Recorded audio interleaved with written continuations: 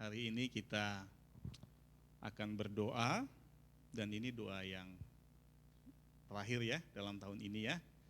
Jadi kita mulai lagi nanti doa pelayan tahun depan. Jadi dalam doa hari ini biasa kalau terakhir itu kita bisa kilas balik gitu ya. Apa yang kita alami, apa yang kita jalani sepanjang tahun ini. Kalau kita lihat tema kita tahun ini, 1 Yohanes 2 ayat 3 sampai 5. Jemaat yang berani menjadi penurut Kristus untuk melakukan perintah. Udah hilang itu ya. Artinya sudah mau akhir tahun. Perintahnya hanya udah hilang, Y-nya hilang itu karena udah mau akhir tahun, udah hilang gitu ya. Tapi hilang tapi tetap melekat di hati kita. Amin. Oke. Kita lihat sama-sama firman Tuhan. Suaranya agak jelas enggak atau mendengung? Kalau tadi agak mendengung Pak Sasdan tadi suaranya. Jelas ya? Oke. Kita coba lihat sama-sama dari Markus pasal yang pertama. Kita baca itu dulu deh. 1 Yohanes 2 ayat 3 sampai 5. Nanti kita ke Markus ya. 1 Yohanes 2 ayat 3 sampai 5. Oke, 1, 2, 3. Dan inilah tandanya bahwa kita mengenal Allah, yaitu jikalau kita menuruti perintah-perintahnya. Barang siapa berkata, aku mengenal Dia, tetapi ia tidak menuruti perintahnya, ia adalah seorang pendusta, dan di dalamnya tidak ada kebenaran. Tetapi barang siapa menuruti firman-Nya, di dalam orang itu sungguh sudah sempurna kasih Allah. Dengan itulah kita ketahui bahwa kita ada di dalam Dia. Intinya tema tahun ini, kalau kita katakan kita mengenal Allah, kita adalah yang selalu menuruti perintah-perintahnya. Amin. Oke, kita lihat di Markus pasal yang pertama. Ayat yang ke-16 sampai ke-20. Kita baca bersama-sama lagi ya. Markus 1 ayat 16 sampai 20 judulnya Yesus memanggil murid-murid yang pertama. 1, 2, 3. Ketika Yesus sedang berjalan menyusur danau Galilea, ia melihat Simon dan Andreas saudara Simon. Mereka sedang menebarkan jala di danau, sebab mereka penjala ikan. Yesus berkata kepada mereka, mari ikutlah aku dan kamu akan kujadikan penjala manusia. Lalu mereka pun segera meninggalkan jalannya dan mengikuti Dia. Dan setelah Yesus meneruskan perjalanannya sedikit lagi, dilihatnya Yakobus anak Zebedius dan Yohanes saudaranya sedang membereskan jala di dalam perahu. Yesus segera memanggil mereka dan mereka meninggalkan ayahnya Zebedius di dalam perahu bersama orang-orang upahannya lalu mengikuti Dia. Amin. Nah, murid-murid pertama yang Tuhan Yesus panggil ada 4 orang ini. Ya, Simon Petrus, Simon atau yang disebut Petrus, saudaranya Andreas, mereka adalah saudara kandung, anak Yohanes, nama bapaknya Yohanes.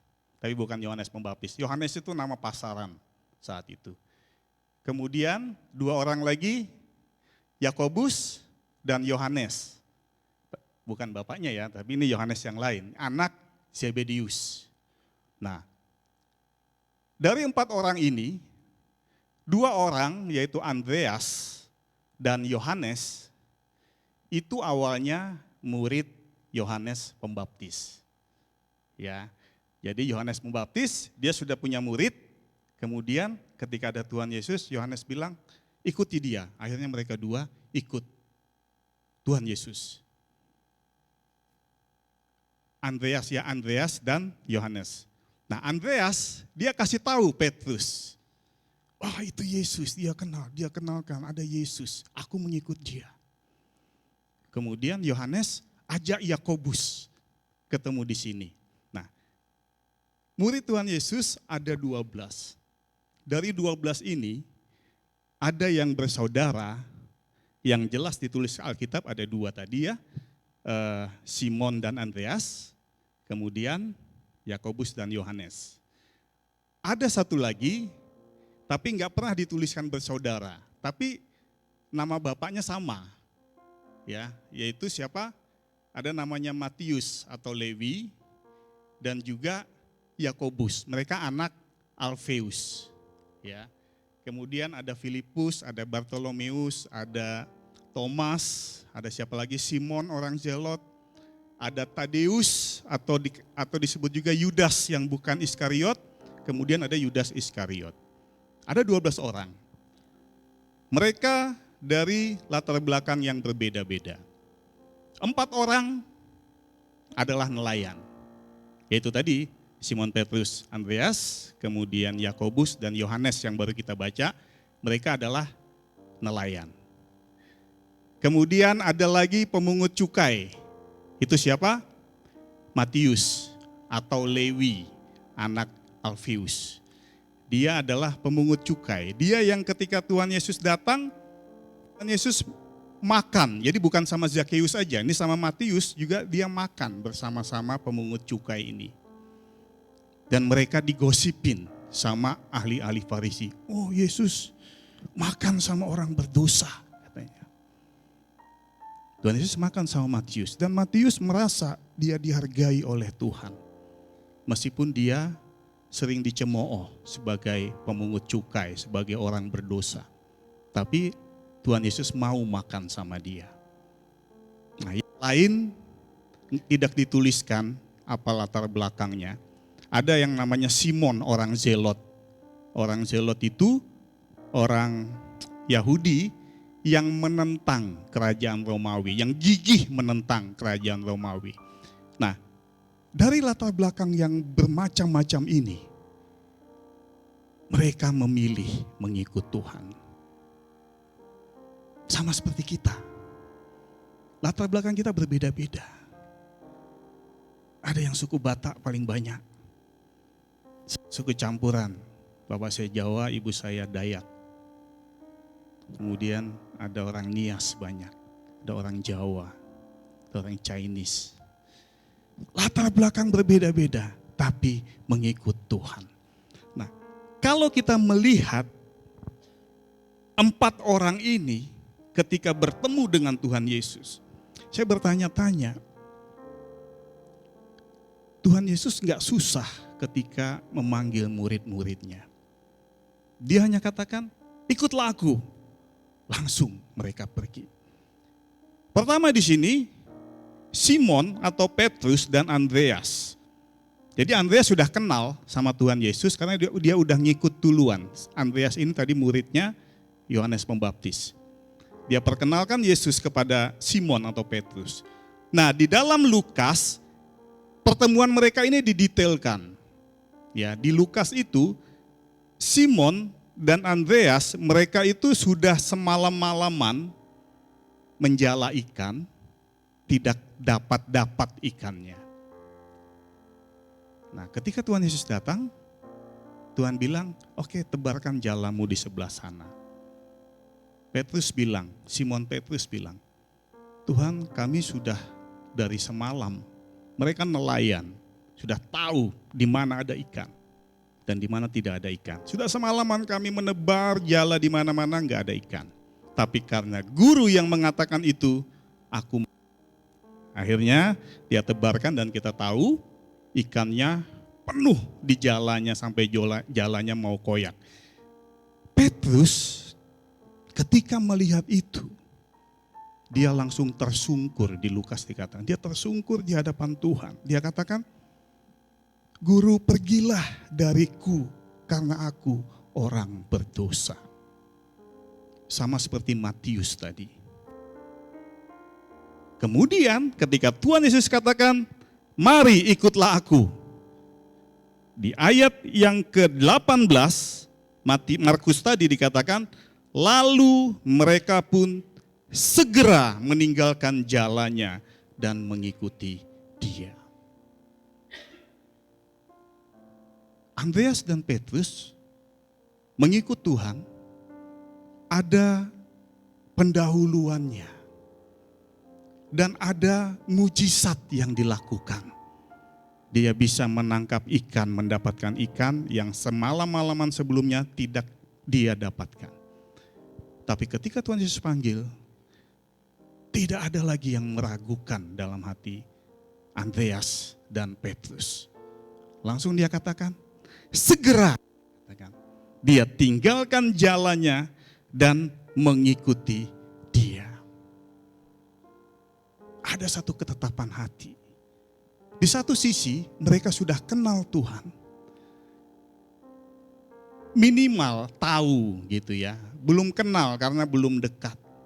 Tapi di sisi lain, dari sisi Tuhan Yesus, saya yakin ada satu otoritas.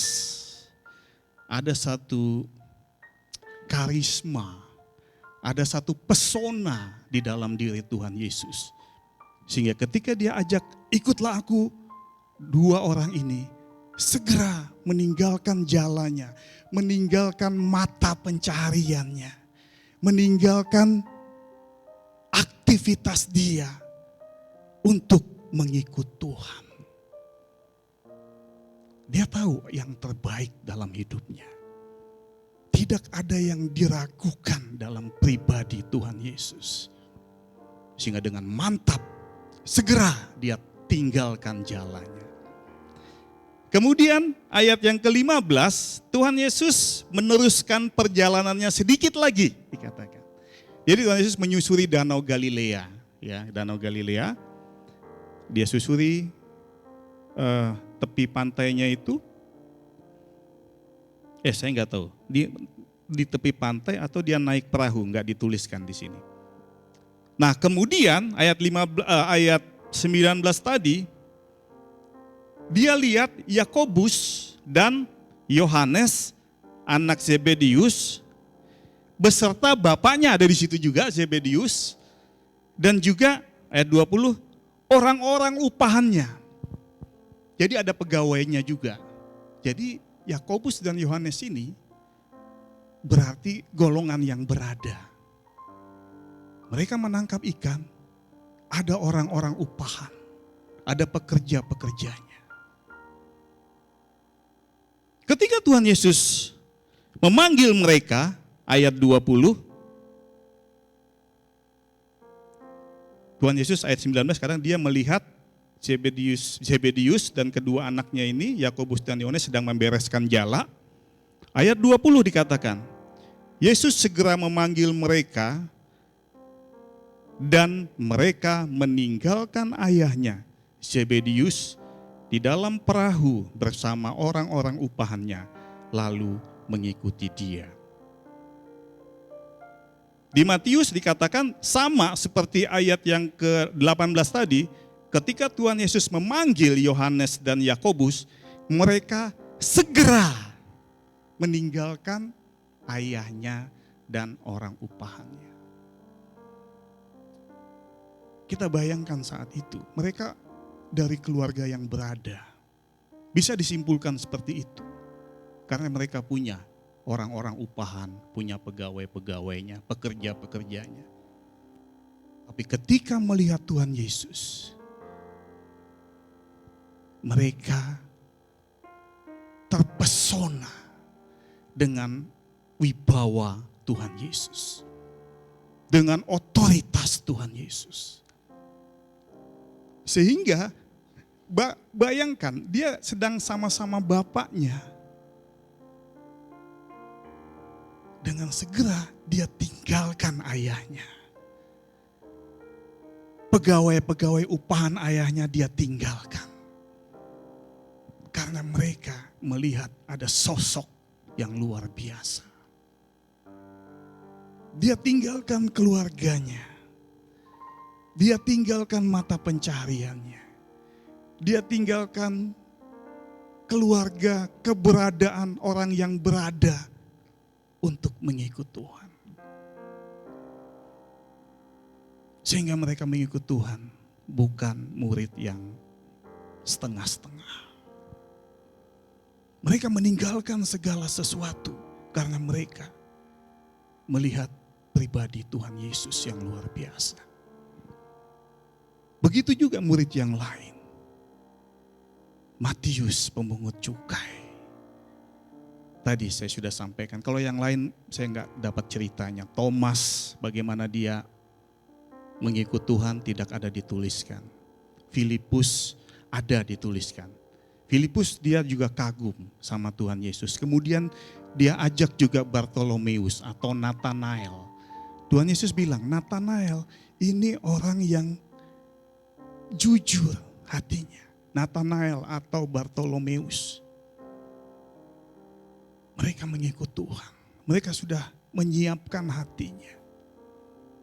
Tadeus, Yudas Tadeus tidak dituliskan bagaimana mengikut Tuhan. Yudas Iskariot juga tidak dituliskan. Tapi ketika mereka memutuskan mengikut Tuhan, mereka sudah meninggalkan segala sesuatu. Mereka fokus kepada Tuhan, menyenangkan Tuhan. Karena memang pada zaman itu, kalau mengikuti seorang guru, seorang rabi, itu mereka setiap hari mengiringi rabi itu. Mereka hidup sehari-hari bersama-sama. Dan ada kebanggaan juga di dalam diri mereka.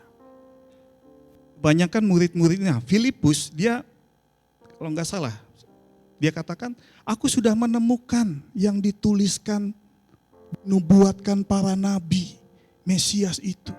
Jadi sebagian murid-murid ini ikut Tuhan karena mereka sudah tahu firman Tuhan. Dan sudah menanti-nantikan kedatangan Mesias itu. Dan mereka memutuskan mengikut Tuhan. Nah, apa yang kita lihat dari ini? Pelajaran apa yang kita dapatkan dari murid Yesus ini? Dan kita tahu tidak disangkali hidup mereka semuanya menjadi martir. Kecuali Yudas Iskariot yang sudah menyerahkan nyawanya sendiri dengan bunuh diri. Tapi yang lain, kecuali Yohanes, dia memang dianiaya, dia digoreng, tapi dia masih hidup. Dia dibuang ke Pulau Patmos dan meninggal sampai masa tua. Tapi kalau yang lain, mati, dibunuh. Kalau kita lihat para murid ini, mari kita lihat ke pribadi kita. Kita semua dari latar belakang yang berbeda-beda. Artinya, Tuhan tidak melihat latar belakang kita. Tapi Dia melihat apakah kita siap menanggalkan segala sesuatu untuk mengikut Dia. Mungkin kita ikut Tuhan ada banyak motivasi. Bisa jadi ketika kita datang kita lihat, oh enak ya ibadah, kok sepertinya sukacita, udah ikut. Tidak apa-apa. Tapi itu belum cukup. Ketika kita memutuskan ikut Tuhan, kita harus mengalami hubungan dengan Dia. Tuhan Yesus ketika memanggil murid-muridnya, Dia bertemu satu demi satu. Memang tadi Andreas memperkenalkan, ngasih tahu ke Petrus, aku tadi murid Yohanes, sekarang aku mengikut Tuhan Yesus. Yesus ini Dia melakukan banyak mujizat. Akhirnya Petrus ikut dan Petrus mengalami sendiri. Dia berkomunikasi langsung dengan Tuhan. Dan Tuhan mengatakan kepada dia, tebarkan jalamu. Dan dia mengalami sendiri. Yang tidak dapat dia sangkali. Matius, dia merasakan kasih Tuhan. Sekalipun Tuhan Yesus dicemooh, mau makan dengan pemungut cukai. Tapi Tuhan Yesus tidak peduli. Karena dia mengasihi Matius atau Lewi. Itu yang membuat Matius, oh ini sosok yang berbeda. Sehingga tanpa ragu-ragu dia ikut Tuhan kemanapun Tuhan pergi. Nah, di akhir tahun ini mari kita refleksi diri kita. Apapun motivasi kita ketika kita mengikut Tuhan. Tapi kita harus mengalami yang paling penting. Hubungan yang begitu dekat, mengenal Dia. Karena firman Tuhan tadi yang kita baca di awal. Kita tidak akan dapat menuruti perintah-perintahnya kalau kita tidak mengenal Dia.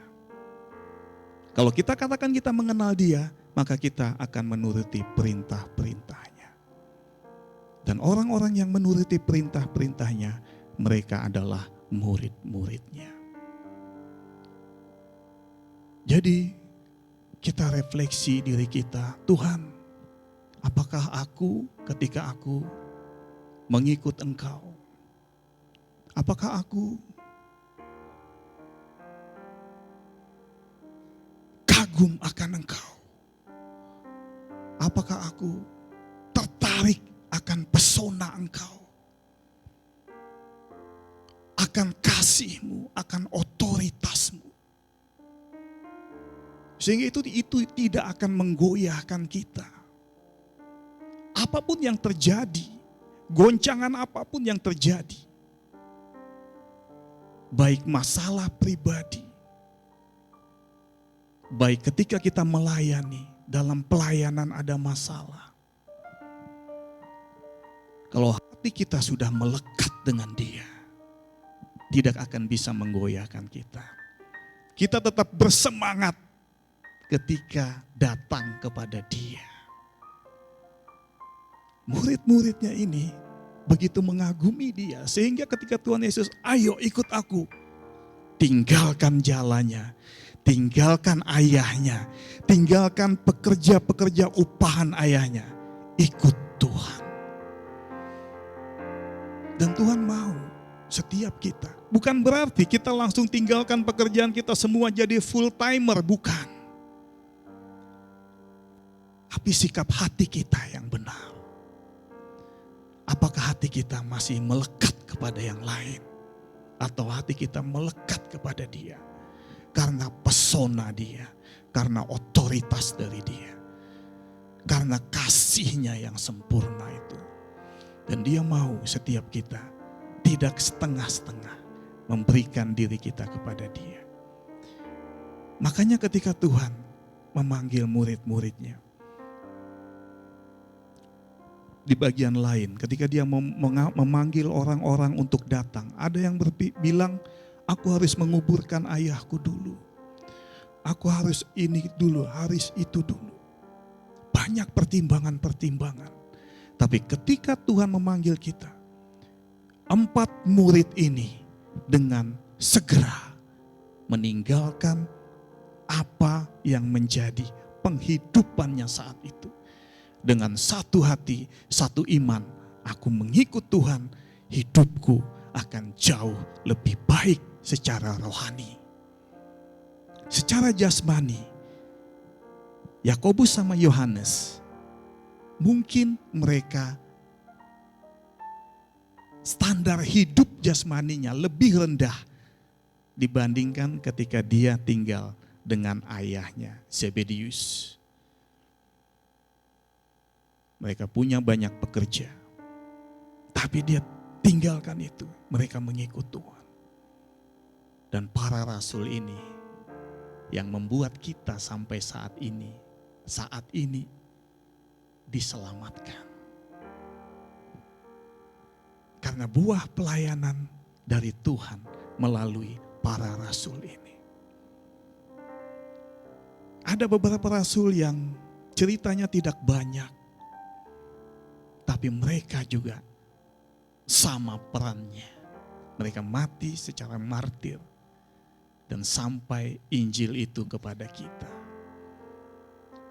Jadi di akhir tahun ini mari kita sama-sama merenungkan, Tuhan, apakah aku sudah menjadi murid Engkau yang sejati? Apakah aku mengagumi Engkau? Minggu-minggu, bulan-bulan kita belajar tentang takut akan Tuhan. Takut akan Tuhan memiliki arti pertama, hormat dan kagum akan Dia. Apakah kita hormat dan kagum akan Tuhan?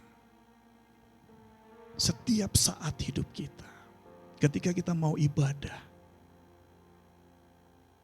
jam 9 pagi, apakah kita datang beberapa 5 menit sebelumnya atau 5 menit setelahnya? Kalau kita belajar menghormati Dia, kita akan datang sebelum waktunya. Untuk apa?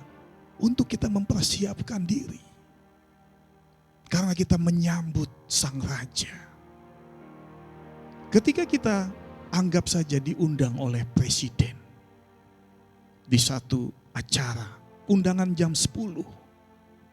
Saya yakin setengah 10 kita sudah di situ. 10 kurang seperempat sudah di situ. Bahkan mungkin 1-2 jam sudah di situ.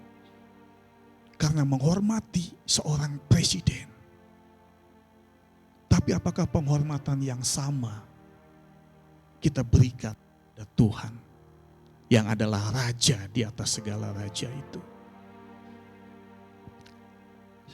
Saya pribadi membiasakan ketika ibadah sebelum jam 9 itu mulai, saya sudah siapkan hati.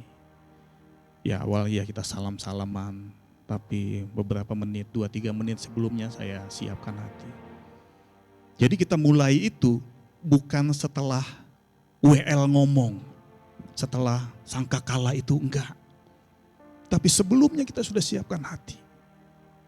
Itu tanda kita menghormati, menghargai Dia. Dan yang kedua, takut akan Tuhan, mengakui kedaulatan Dia. Apakah kita mengakui apa yang terjadi dalam hidup kita? Itu Tuhan izinkan karena Tuhan berdaulat. Apakah kita menerima itu? Atau kita tidak bisa terima apa yang terjadi dalam hidup kita? Sehingga bawaan kita selalu protes, tidak puas. Kritis bagus. Tapi dalam kritis dengan tujuan untuk sesuatu yang lebih baik. Kritik bagus. Tapi tetap kita punya hati, apa yang terjadi ini Tuhan sudah tetapkan dan itu kedaulatan Dia. Sehingga sama seperti Tuhan Yesus berdoa di Taman Getsemani, jangan kehendakku yang jadi, tapi kehendak-Mu yang jadi. Sama ketika Daniel dihukum, dimasukkan ke dalam gua singa. Ketika dia berdoa di langit, di loteng rumahnya, dia bergumul awalnya. Saya yakin dia bergumul, dia berdoa, Tuhan lepaskan aku dari jerat ini, lepaskan aku dari aturan ini. Tapi dia terbuka hatinya dan saya yakin dia katakan, kehendak-Mu lah yang jadi. Aku siap masuk ke dalam gua singa. Sekalipun aku harus dicabik-cabik oleh singa. Tapi dia mengakui kedaulatan Tuhan. Dan yang ketiga, takut akan Tuhan. Kita taat dan setia kepada Dia. Kita menuruti perintah-perintahnya. Biarlah di akhir tahun ini kita refleksi diri kita. Aku dipanggil dari latar belakang yang berbeda-beda. Kalau kita renungkan kapan ketika kita dipanggil Tuhan.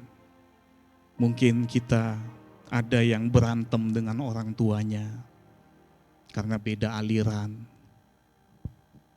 Pergi dari rumahnya untuk persekutuan dimarah-marahin sama orang tuanya. Saya dulu ketika dipanggil ya saya sudah kos, jadi nggak sama orang tua. Jadi nggak ada halangan di situ. Tapi tidak sedikit dari kita saya yakin. Ketika kita mengenal Tuhan. Sama seperti Simon, Andreas, Yakobus, Yohanes.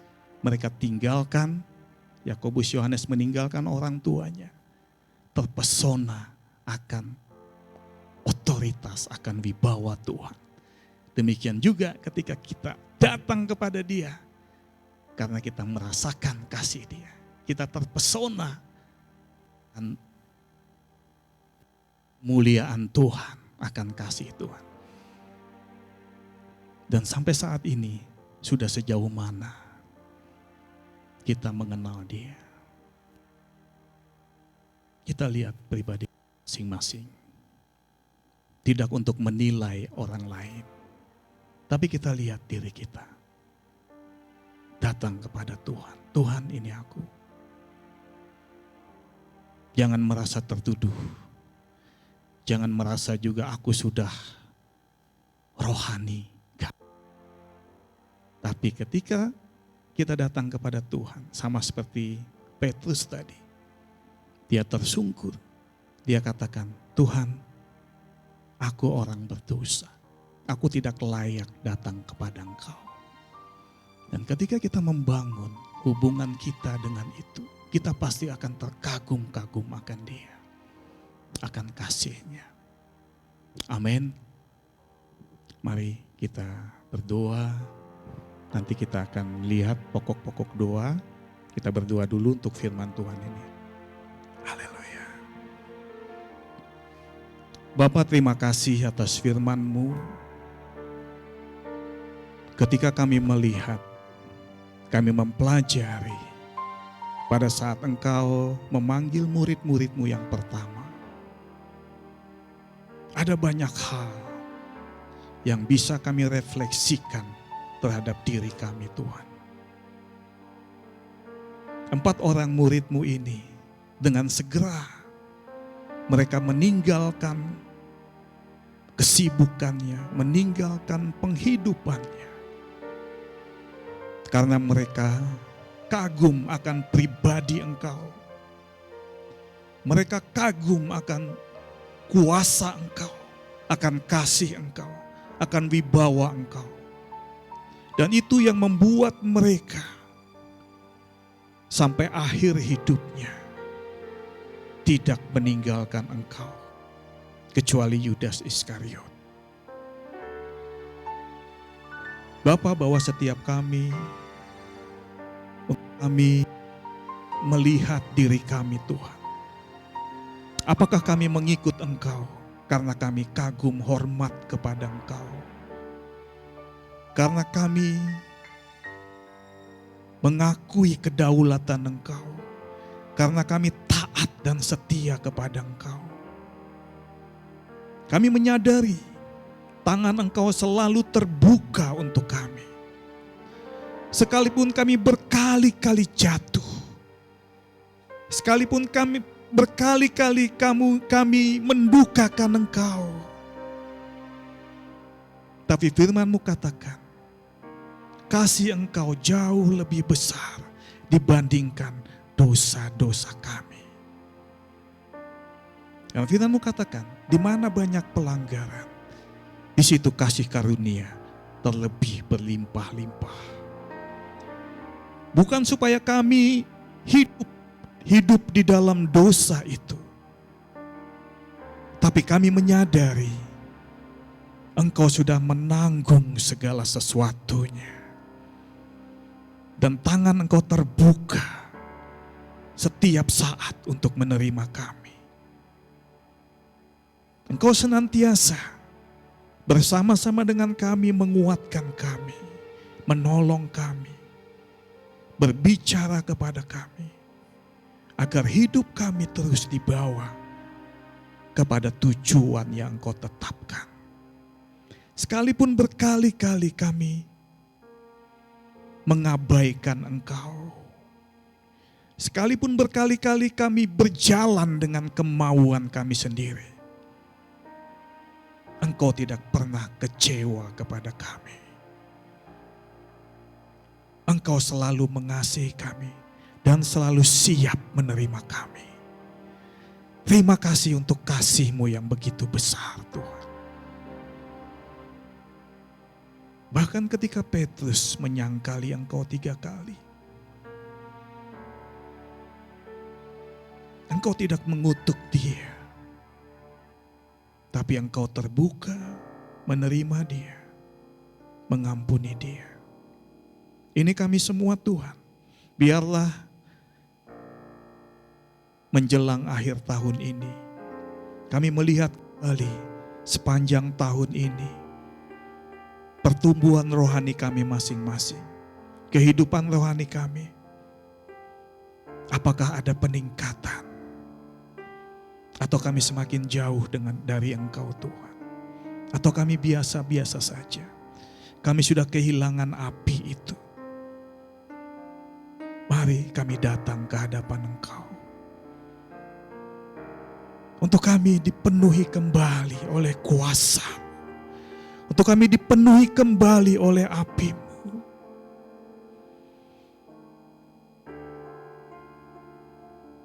Karena Engkau tidak pernah kehabisan urapan.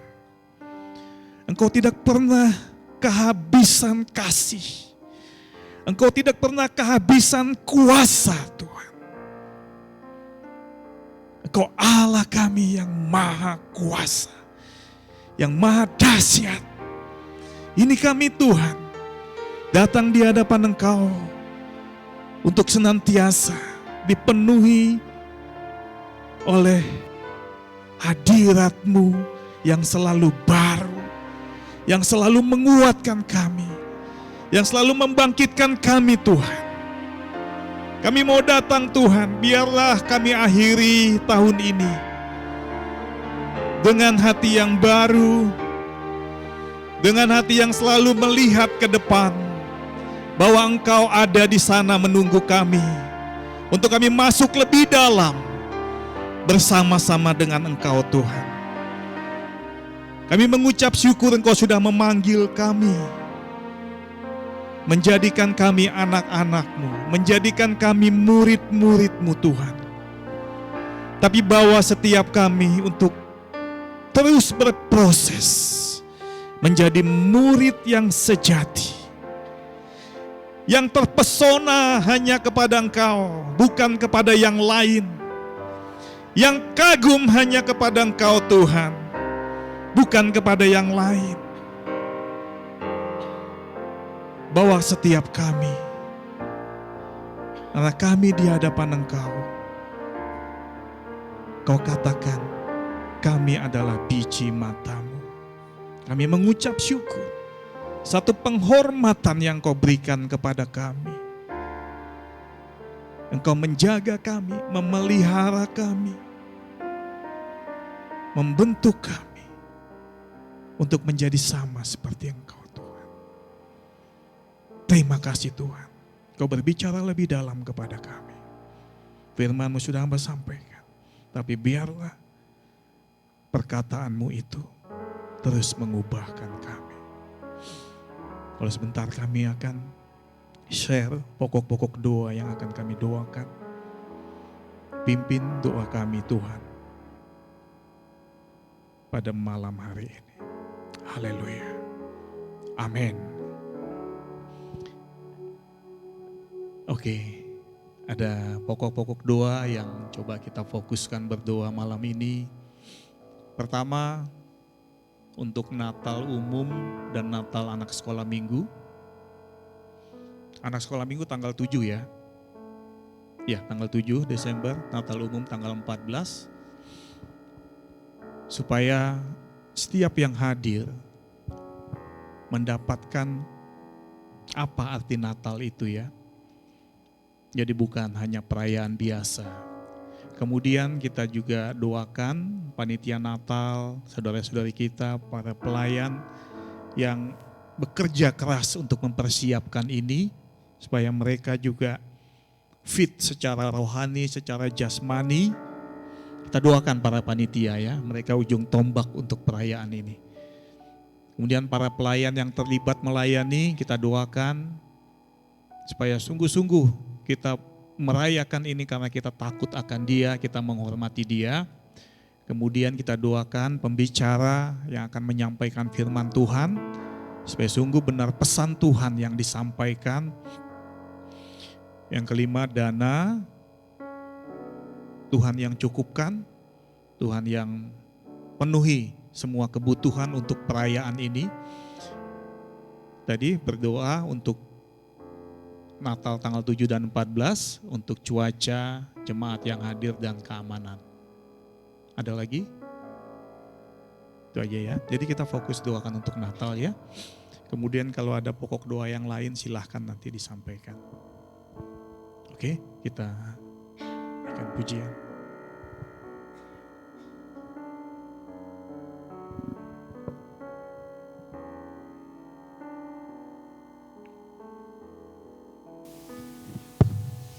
Haleluya. Pujian dan syukur kami Tuhan. Sore dan malam hari ini Kau membawa kami Tuhan untuk lebih lagi menghormati Engkau, lebih lagi menghormati hadirat-Mu di tengah-tengah kami Tuhan. Kami datang, kami mengucap syukur Tuhan.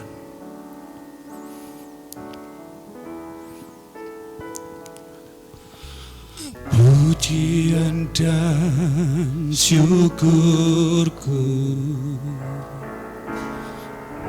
bawa padamu,